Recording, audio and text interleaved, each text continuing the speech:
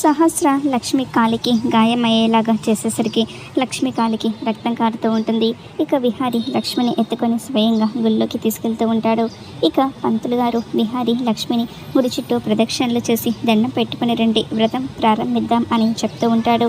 ఇక లక్ష్మి విహారి ఇద్దరు కూడా గుడి చుట్టూ ప్రదక్షిణలు చేస్తూ ఉంటే సహస్ర చాటుగా చూస్తూ దీని నడుం విరగొడతాను, అప్పుడు ఎలా వ్రతం చేస్తుందో నేను చూస్తాను, అప్పుడు దీనికి బుద్ధి వస్తుంది అని అనుకుంటూ ఉంటుంది. లక్ష్మి విహారి వచ్చే దారిలో ఇక నూనె మొత్తం కూడా పోసేస్తూ ఉంటుంది. విహారీ లక్ష్మి ఇక అలా ప్రదక్షిణలు చేస్తూ ఉంటారు. ఇంతలో ఇక యమున పండుని తీసుకొని గుడికి వస్తుంది. సహస్ర యమునను గుళ్ళో కలిసి షాక్ అయిపోతూ ఉంటుంది.